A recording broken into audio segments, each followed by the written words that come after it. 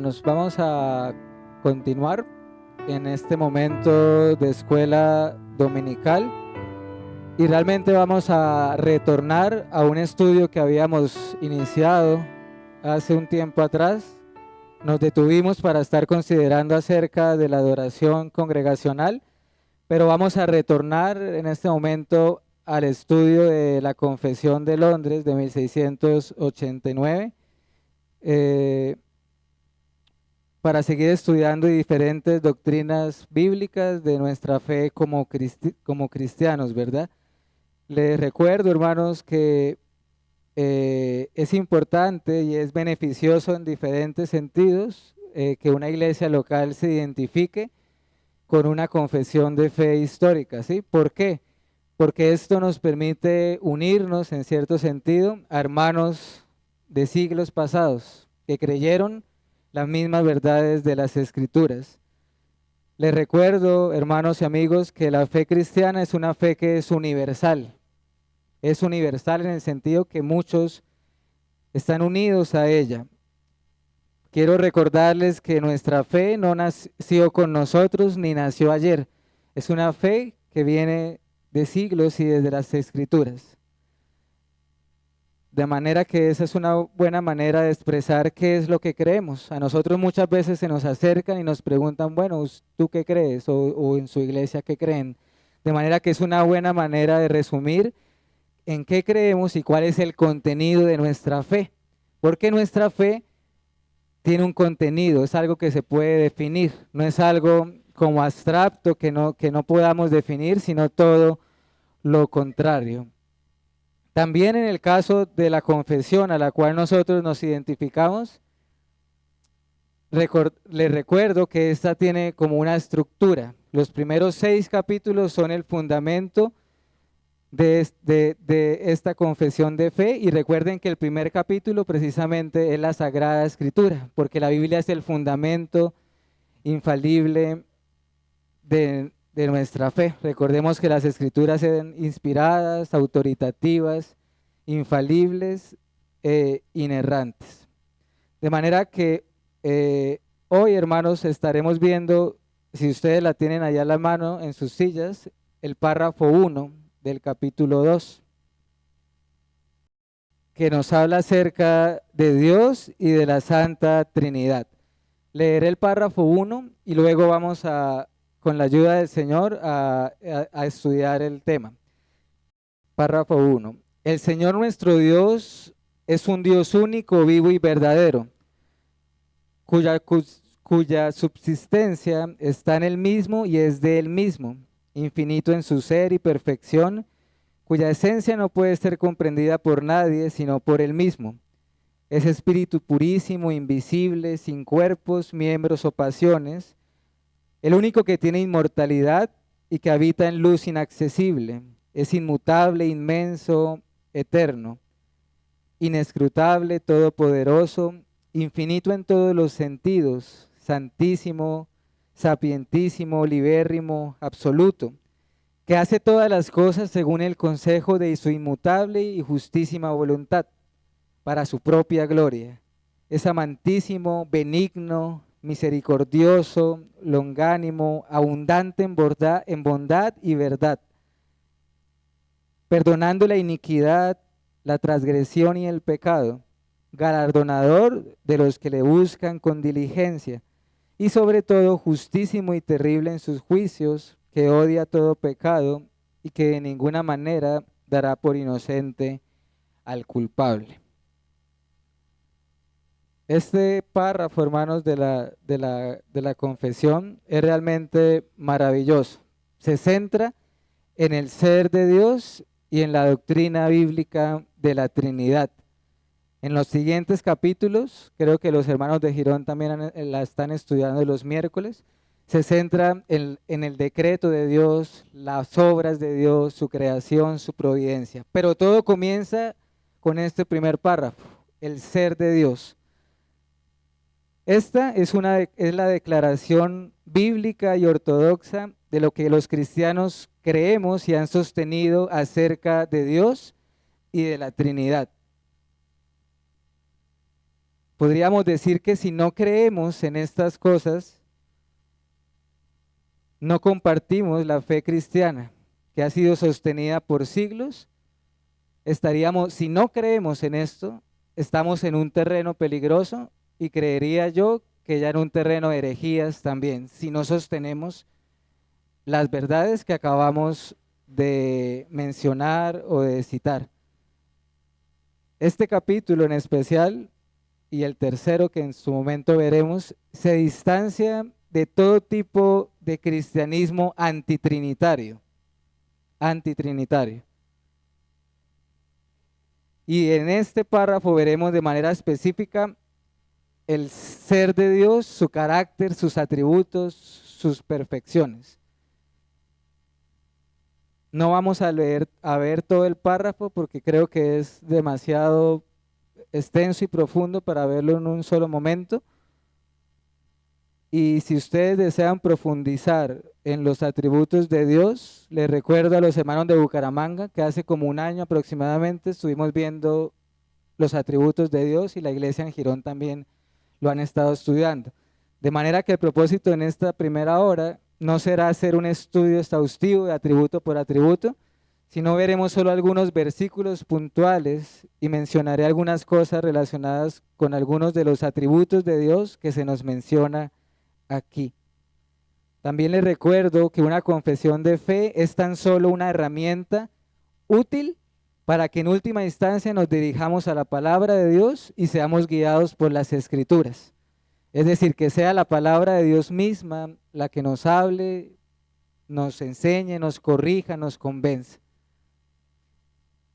Fíjense que el párrafo inicia hablando que Dios es uno, ¿cierto? Uno en esencia.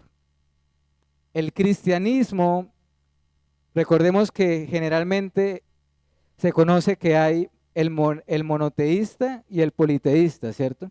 El monoteísta, ¿de qué quiere decir esa palabra monoteísta? Que creemos en la existencia de un solo Dios, ¿cierto? Si no creemos en esto, estamos en la misma condición que el budismo, que el hinduismo, y que miles de religiones que tienen miles de dioses diferentes también, ¿cierto? Sin embargo, creemos que Dios es uno. Dios es uno. Pero también afirmamos y sostenemos que nuestro Dios o el Dios de las Escrituras es un Dios que es trino. Creemos en la Trinidad. Pero atención a esto, hermanos. Estamos resaltando que Dios es uno en su ser, Dios es uno en su esencia. Pero también afirmamos en la Trinidad de Dios, ¿cierto? Pero atención, prestemos atención un momento. El hecho de que creamos en Dios Padre, Dios Hijo y Dios Espíritu Santo no quiere decir que nuestra fe afirme que son tres seres diferentes. No creemos en tres dioses diferentes, sino en un Dios que existe en tres personas. Sin embargo, en esta mañana estaremos enfocados solamente en ese aspecto. Dios es uno. Hoy veremos solamente eso, Dios es uno. Y cuando digo nuestro Dios, no hago referencia al Dios de nuestra imaginación. Hago referencia a un Dios que se ha revelado en las Escrituras, ¿cierto? Un Dios que, como veremos ahorita en algunos versículos bíblicos, es llamado el único Dios vivo y verdadero. No está muerto y todos los demás dioses o ídolos de este mundo son falsos dioses. Cuando afirmamos que Dios es uno, hermanos y amigos, por lo menos eso implica tres afirmaciones. Dios es uno. Eso quiere decir que no hay más que un Dios, ¿cierto? No hay más que un Dios. Quiere decir que Dios es único en el sentido que no hay nadie como Él, que no hay nadie semejante a Él. Y tercero, que Dios es uno en su ser, en su esencia. De manera que veamos algunos pasajes que nos den luz en cuanto a esta verdad bíblica que estamos considerando en este momento, iglesia. Dios es uno. Y el primer pasaje que quiero que veamos, vamos a ver varios, entonces les pido que anoten las citas o que sean ágiles en poderlas buscar para poder avanzar.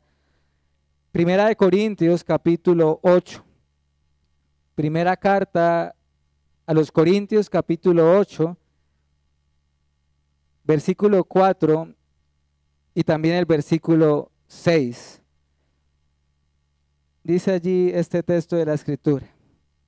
Acerca pues de las viandas que se sacrifican a los ídolos, sabemos que un ídolo nada es en el mundo y que no hay más que un Dios. También el versículo 6. Para nosotros, sin embargo, solo hay un Dios, el Padre, del cual proceden todas las cosas, y nosotros somos para Él, y un solo Señor, Jesucristo, por medio del cual son todas las cosas, y nosotros por medio de Él. Este texto, hermanos, que acabamos de leer de Primera a los Corintios, es una declaración maravillosa de que Dios es uno en su ser y en su naturaleza. Noten que Pablo, por un lado, está afirmando que un ídolo, ¿qué es en este mundo? Nada, ¿cierto? Un ídolo no significa nada en este mundo. Es decir, algo que no sea el Señor no es nada. Miren la afirmación que él hace. Creemos que no hay más que un solo Dios. Y luego reafirma con la siguiente declaración. Solo hay un Dios y también lo identifica. ¿Quién es? El Padre del cual se originan y proceden todas las cosas. De modo que acá de manera categórica el apóstol Pablo está afirmando no hay otro, porque no hay más o porque solo hay un Dios verdadero. Otro texto, hermanos, de Deuteronomio, quizás no es necesario que vayamos allí, solo lo voy a citar, es, oye Israel, recuerdan Deuteronomio capítulo 6, verso 4, oye Israel, Jehová nuestro Dios, uno es. Y amarás a Jehová tu Dios con todo tu corazón, tu alma y tus fuerzas. ¿Cuál es el contexto de estas palabras, hermanos, que salieron de la boca misma del Señor? El primer y el gran mandamiento, ¿cierto? ¿Qué sucedió allí? El Señor le estaba mandando a Israel que obedeciera su palabra, sus estatutos, que tuviera temor del Señor. Y es allí donde da el gran mandamiento. Amemos al Señor con todo nuestro ser, ¿cierto? Pero nuestro Dios introdujo ese gran mandamiento con la siguiente afirmación. Oye Israel, Jehová nuestro Dios, uno es. De modo que acá en este versículo en particular ya no estamos hablando solamente de que no hay más dioses, sino que Dios es uno en su ser, hermanos. Es decir, es una verdad de la naturaleza misma del ser de Dios. Cuando al Señor Jesús, nuestro Señor Jesucristo, le preguntaron por el gran mandamiento también, y que Él lo citó, incluso prácticamente incluyó en ese gran mandamiento, oye Israel, Jehová nuestro Dios, uno es. De manera que es una verdad maravillosa, tanto así que Dios le ordenó a Israel que se lo transmitieran a sus hijos y a sus nietos y que lo tuvieran en la frontal de sus ojos, que lo pusieran en los postes, esas verdades bíblicas. Acompáñenme a otro texto de la Escritura, por favor, hermanos, Jeremías capítulo 10. Jeremías capítulo 10. Voy a leer desde el versículo 1 en adelante. Jeremías 10, del 1 en adelante. Dice este texto de la Escritura, y que es muy apropiado para lo que estamos viendo en este momento. Oí la palabra que Jehová ha hablado sobre vosotros, oh casa de Israel. Así dijo Jehová, no aprendáis el camino de las naciones, ni de las señales del cielo tengáis temor, aunque las naciones las teman. Porque las costumbres de los pueblos son vanidad. Y miren lo que empieza a decir a continuación. Porque el leño del bosque cortaron, obra de manos de artífice con buril. Con plata y oro lo adornan, con clavos y martillo lo afirman para que no se mueva. Derechos están como palmera y no hablan, son llevados porque no pueden andar. No tengáis temor de ellos, porque ni pueden hacer mal, ni para hacer bien tienen poder. Verso 6. No hay semejante a ti, oh Jehová. Grande eres tú y grande tu nombre en poderío. ¿Quién no te temerá, oh Rey de las naciones? Porque a ti es debido el temor, porque entre todos los sabios de las naciones y en todos sus reinos no hay semejante a ti. Todos se infatuarán y entontecerán. Enseñanza de vanidades es el leño. Traerán plata batida de Tarsis y oro de Ufaz, obra del artífice y de manos del fundidor. Los vestirán de azul y de púrpura, obra de peritos es todo. Miren el verso 10. Mas Jehová es el Dios verdadero, Él es Dios vivo y Rey eterno. A su ira tiembla la tierra y las naciones no pueden sufrir su indignación. Miren el verso 14. Todo hombre se embrutece y le falta ciencia, se avergüenza de su ídolo todo fundidor, porque mentirosa es su obra de fundición y no hay espíritu en ella. Vanidad son, obra vana. Al tiempo de su castigo perecerán. Este texto, hermanos, es maravilloso porque está hablando del contraste entre el Dios vivo y verdadero y la vanidad de los ídolos, ¿cierto? Y él empieza a describir lo que es un ídolo.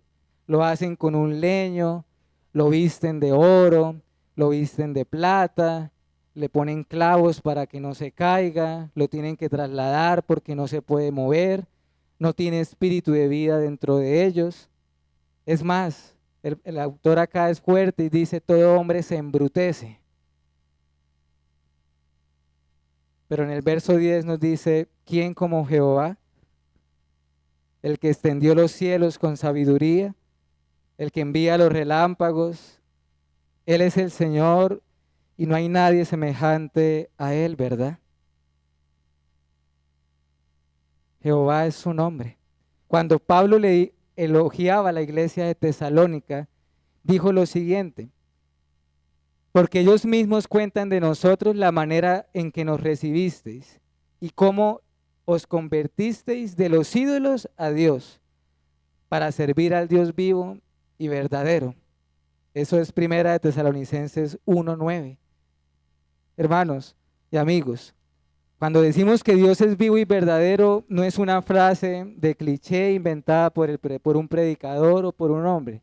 La misma Biblia está llamando a Dios el Dios vivo, el único Dios vivo y verdadero. Los creyentes de Tesalónica, y recordemos cómo era el contexto de Tesalónica, de idolatría, ¿cierto? Se convirtieron de los ídolos, en plural, al Dios, ¿cierto?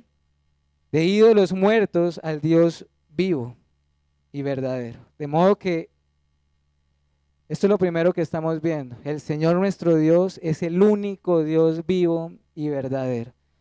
Pero también, basados en el párrafo de la confesión que estamos estudiando, nos dice que Dios subsiste en sí mismo. ¿Sí lo notan? Dios subsiste en sí mismo. ¿Qué quiere decir esto? Que Dios es ¿qué? Autoexistente. Dios es autoexistente. Y hay un texto de las Escrituras que es muy importante para este y otros atributos de Dios. Y es cuando el Señor le habla a Moisés y le dice que vaya a Egipto y le da instrucciones. Leeré el pasaje si me quieren acompañar allí. Es Éxodo capítulo 3, versículo 13 al 15. Éxodo capítulo 3, versículo 13 al 15. Dijo Moisés a Dios, he aquí que llego yo a los hijos de Israel y les digo, el Dios de vuestros padres me ha enviado a vosotros. Si ellos me preguntaren cuál es su nombre, ¿qué les responderé? Y respondió Dios a Moisés, yo soy el que soy. Y dijo, así dirás a los hijos de Israel, yo soy y me envió a vosotros. Verso 15. Además dijo Dios a Moisés, así dirás a los hijos de Israel, Jehová, el Dios de vuestros padres, el Dios de Abraham, Dios de Isaac, Dios de Jacob, me ha enviado a vosotros. Este es mi nombre para siempre, con él se me recordará por todos los siglos. Este pasaje es significativo en todas las escrituras en cuanto al ser de Dios, porque acá no solamente se nos revela el nombre del Señor, porque él mismo está diciendo acá, este es mi nombre para siempre, ¿cierto? Con el que se me recordará por todos los siglos, dice el Señor, sino que es un texto que nos habla del ser de Dios también. Yo soy el que soy, o Él es el que es. Y nos habla de su autoexistencia, la autoexistencia de Dios. En cuanto a Cristo nuestro Señor, por ejemplo, también de Él se dice algo similar en Colosenses 1:17. Y Él es antes de todas las cosas y todas las cosas en Él subsisten, ¿cierto? Todas las cosas en Él subsisten. Allí está hablando de Cristo, de nuestro Señor. Pero ¿cuál es el punto que quiero comunicar acá? Que todo subsiste en Él, pero Él no subsiste por nadie. Piensen eso. ¿Qué atributo tan... Por eso es un atributo incomunicable, porque solo el Señor lo tiene. Todo subsiste en Él, pero Él no subsiste por nadie. No depende de nadie. ¿Se acuerdan allí en Hechos 17:24, cuando Pablo decía que Dios no habita en templos hechos por manos humanas, como si necesitase de algo, sino que todo lo contrario? Él es quien da a todos aliento, vida y todas las cosas. Y más adelante dice, por Él nos movemos, existimos y somos.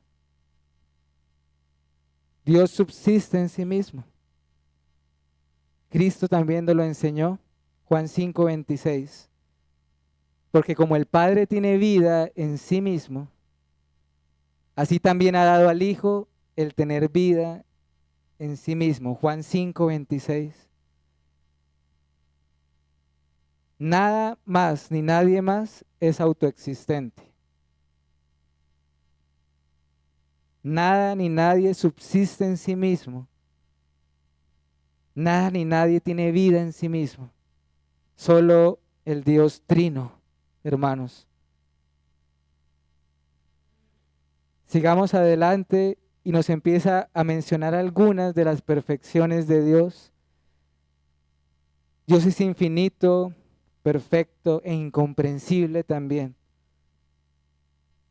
Ese pasaje que acabamos de leer de Éxodo 3, donde el Señor le dice a Moisés estas palabras, nos hablan también de su gloria, de su majestad.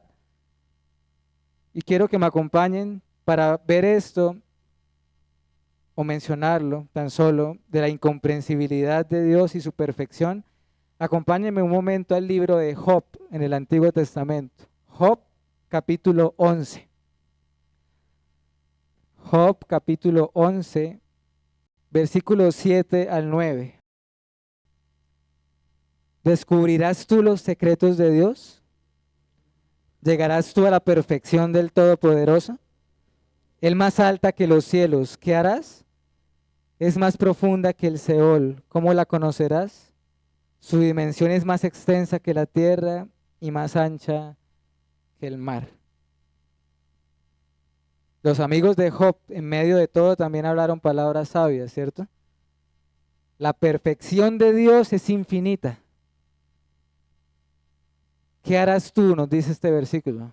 ¿Qué haremos nosotros? ¿La podremos alcanzar? ¿La conoceremos plenamente? Sobrepasa todo entendimiento, hermanos. Mire cómo comienza ese texto. ¿Descubrirás tú los secretos de Dios? ¿Cuál es la respuesta a esa pregunta? No. No lo descubriremos. Los secretos del Señor. Ya que estamos ahí en Job, vayamos al capítulo 26, un poquito más adelante. Capítulo 26, versículo 14. He aquí, estas cosas son solo los bordes de sus caminos, y cuán leve es el susurro que hemos oído de él. pero el trueno de su poder, ¿quién lo puede comprender? ¿Qué está reconociendo Job aquí, hermanos? Que callemos delante de él, que es poco lo que conocemos del Señor. Miren lo que Job está diciendo. Todas estas cosas son solo el borde de tus caminos. Solo hemos oído un leve susurro acerca del Señor. ¿Quién lo puede comprender? Este es un atributo del Señor. Dios es incomprensible. ¿Eso no es lo que dice Pablo en Romanos en su doxología? ¿Quién ha conocido la mente del Señor? ¿Quién ha sido su consejero? ¿Quién le enseñó el camino de la sabiduría? ¿A quién le debe algo el Señor? Hermanos, cuando nosotros pensamos o meditamos en los atributos de Dios, que eso nos ayude para gloriarnos solo en el Señor y que al mismo tiempo nos humille a nosotros mismos y podamos ver nuestra pequeñez. Por eso me gusta mucho como los hermanos de la confesión lo comunicaron. Su esencia no puede ser comprendida por nadie, sino por Él mismo, sino por Él mismo. Pero Dios es también espíritu, e inmortal e impasible. Son misterios que son revelados en las Escrituras, que si la Biblia no los hablara, nunca lo podríamos llegar a saber. Quisiera hacer una aclaración. Aunque Dios sea incomprensible, es decir, que nunca lo podamos comprender plenamente, eso no quiere decir que no lo podamos conocer. Lo podemos conocer, lo debemos conocer porque Él precisamente se reveló para que lo conozcamos y para que tengamos una relación personal y salvífica con Él por medio de Cristo Jesús. Pero en cuanto a esto, hermanos, nos dice la Biblia que Dios es espíritu, Juan 4:24, Dios es espíritu y los que le adoran en espíritu y en verdad es necesario que lo adoren. Esa conversación de Cristo con la samaritana, con la mujer samaritana, no solo nos enseña aspectos de la adoración a Dios, sino que nos está Cristo mismo enseñando acerca de la naturaleza de su Padre Celestial. Dios es espíritu. Y si Dios es espíritu, como dice las Escrituras, ¿qué significa? Que Él no tiene ¿qué? Cuerpo, que es incorpóreo, ¿cierto? Y si es espíritu también, ¿qué significa? Que es ¿qué? Que es invisible también. Cuando el Señor Jesús resucitó y habían algunos que dudaban, Él que decía que lo tocaran y lo palparan porque un espíritu no tiene carne ni huesos como Cristo los tenía en su humanidad. Cuando la Biblia nos llama a no tener ídolos, nos advierte contra la idolatría, en gran parte es porque Dios es espíritu, porque Dios es espíritu. El Señor le dijo a Israel, ninguna figura visteis el día que Jehová les habló. Cuando Dios habló a Israel, hermanos, cuando Moisés estuvo en la zarza ardiente, estaba la zarza, pero no había ninguna figura visible del Señor. Igual cuando estuvieron caminando, peregrinando por el desierto, cuando Dios les dio la ley, no hubo una figura visible, porque Dios es espíritu. Veamos otros textos rápidamente. Primera de Timoteo 1:17. Primera de Timoteo 1:17. Por tanto, al Rey de los siglos, inmortal, invisible, al único y sabio Dios, sea honor y gloria por los siglos de los siglos. Amén. ¿Qué tal ese texto tan precioso, hermanos? Nuestro Dios es invisible porque es espíritu. Allí Pablo le dice a Timoteo otra vez resaltando al único, ¿sí lo notan? Al único y sabio Dios. Pertenece gloria y alabanza. Pero este único Dios es inmortal también. ¿Qué quiere decir que es inmortal? Nosotros, ¿por qué somos llamados mortales? Porque morimos, ¿verdad? Pero Dios es llamado inmortal. Siempre vive.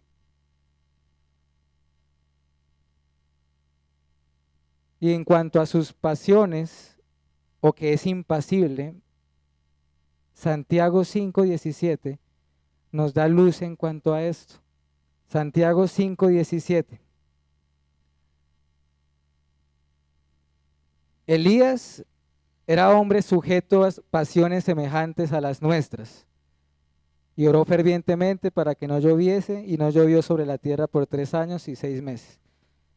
El profeta Elías, nos dice Santiago, era un hombre, un mortal como ustedes y como yo.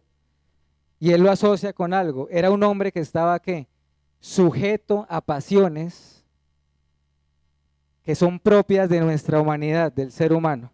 Y cuando acá habla de pasiones, no se refiere a pasiones pecaminosas, no está hablando de eso, sino a emociones propias del ser humano. Sin embargo, hermanos, Dios no es como Elías y Dios no es como nosotros. Dios no es un mortal, por lo tanto Dios no está sujeto a pasiones semejantes como las nuestras. No está sujeto a pasiones que son propias de la humanidad. Dios tampoco tiene partes, no solamente en el sentido de que no tiene cuerpo porque es espíritu, sino que, hermanos, Dios no es un ser que está compuesto como por muchas cosas. No es como si todos los atributos juntos y la suma de ellos componen el ser de Dios. No. Por eso decimos que Dios es sus atributos. Dios es sus atributos. Dios es santo, Dios es eterno, Dios es justo. Vayamos avanzando ya en la parte final de esta escuela dominical, porque también quiero que veamos brevemente que Dios es inmutable, inmenso y eterno. Dios es inmutable, inmenso y eterno. Acompáñenme a Malaquías capítulo 3, versículo 6. Malaquías 3, versículo 6. Dice este texto de la Escritura: porque yo Jehová no cambio. Por esto, hijos de Jacob, no habéis sido consumidos. Malaquías 3, 6. Esto, iglesia, hermanos, es una de las perfecciones que más nos dan de Dios, que más nos dan consuelo y ánimo. ¿Cuál? Que Dios no cambia. Nunca ha cambiado ni cambiará. Es y sigue siendo Él por siempre y para siempre. No deja de ser. Por eso Santiago también dice, ¿recuerdan ese texto? Todo don perfecto desciende del Padre de las luces, en el cual no hay mudanza ni sombra de variación. No hay la más mínima posibilidad de que Dios sea mutable. No está sujeto a cambios, a variación. Nada externo a Él lo hace cambiar. Él mismo no cambia. En su ser y en sus perfecciones tampoco cambia. En ninguno de sus atributos cambia. Por eso el Señor mismo dice, esa es la razón por la cual no han sido consumidos. En cuanto a su inmensidad, ¿se acuerdan lo que Salomón dijo cuando estaba dedicando el templo? Y dijo, ¿es verdad que Dios morará sobre la tierra? He aquí que los cielos de los cielos no lo pueden contener. ¿Cuánto menos esta casa que yo he edificado? Eso es Primera de Reyes 8:27, si quieren anotar la cita. Ese texto nos habla de la inmensidad de Dios, de su grandeza. ¿Qué podremos decir en cuanto a esto, hermanos? Por eso Salomón, abrumado, decía, ¿será cierto? ¿Será verdad? ¿Morarás tú en este templo? ¿O ni siquiera en el templo morarás tú en la tierra? Ya que el universo ni siquiera le puede contener. Y eso es maravilloso. ¿Qué es maravilloso? Que el Dios, que los cielos no lo pueden contener, diga que también a través de su Espíritu Santo more en un creyente. More en un creyente. cuando da al Espíritu Santo. Dios es el que lo llena todo, mis hermanos y amigos. Él habita en un lugar de luz inaccesible, pero al mismo tiempo se ha acercado a nosotros por medio de Jesucristo. Y en cuanto a la eternidad de Dios, solo quisiera citar un pasaje. Es el Salmo 90. Señor, tú nos has sido refugio de generación en generación. Salmo 90. Antes que naciesen los montes y formases la tierra y el mundo, desde el siglo y hasta el siglo tú eres Dios, porque 1000 años delante de tus ojos son como el día de ayer que pasó y como una de las vigilias de la noche. Este salmo precioso, inspirado por el Espíritu Santo, nos recuerda la eternidad de Dios y que solo Él es eterno, por eso es llamado el Eterno, porque no está sujeto, ahorita vimos que no estaba sujeto a cambios, pero también no está sujeto al tiempo. Pensemos en eso por un momento, hermanos, en la eternidad de Dios. ¿Habrá alguien semejante al Señor? ¿Habrá alguien, existe alguien que siempre haya existido? Solo el Señor. Todas las cosas tuvieron un inicio, un origen, pero Dios nunca los tuvo, ni lo ha tenido. Nunca hubo un momento donde Dios no fuese, donde Dios no existiese. Y esa es la típica pregunta, ¿cierto? Que hacen algunos. Bueno, si Dios creó todas las cosas, entonces ¿quién creó a Dios? Preguntan algunos. ¿Cuál es la respuesta a eso? Nadie. Él no es una criatura. Él es el creador. Por eso es que ha sido refugio de generación en generación. Desde Adán hasta nuestros días, antes de que Él formase todo, desde la eternidad pasada hasta la eternidad futura, es y seguirá siendo el Señor. Creo que el tiempo de escuela dominical se nos ha ido, hermanos. Detengámonos aquí, pero permítanme concluir solo con unas reflexiones y con esto finalizamos. Nosotros vivimos en una cultura que es idólatra, ¿cierto? Es evidente. La humanidad siempre ha sido idólatra, desde el principio, desde el becerro de oro, ¿se acuerdan? Todos sabemos, y lo sabemos en carne propia, que la idolatría va más allá del uso de imágenes o de estatuas. Sin embargo, quisiera que reflexionemos esto por un momento. Hemos visto que no hay más que un Dios y que Dios es el único vivo y verdadero. Y esto es un privilegio, hermanos. Millones de personas en el mundo adoran todos los días y ahorita mismo están adorando a falsos dioses en el mundo. Ten cuidado con el relativismo. Hermanos, seamos firmes y no nos dejemos engañar. No todas las religiones conducen al mismo Dios, ni hablan del mismo Dios. Es una gran misericordia que no estemos, por ejemplo, en algunas de esas religiones, ni siquiera en el Islam, que tampoco es el mismo Dios de las Escrituras. Seamos como los tesalonicenses, que nos hayamos convertido de los ídolos para servir al Dios vivo y verdadero. Solo conocemos un poco de Dios, mis hermanos. Ni el teólogo más grande, ni siquiera el apóstol Pablo. Él mismo se sentía abrumado y decía: ¿quién ha conocido su mente? Solo conocemos el borde de sus caminos. Nuestro Dios es incomparable. Recuerda, Dios no es como nosotros. No vivamos en este mundo como si Dios nos necesitara o como si dependiese de nosotros. No somos el resultado de que Dios estuviese solo. Él está lleno en sí mismo, mis hermanos, completo en sí mismo, es feliz en sí mismo, se ama a sí mismo por sobre todas las cosas.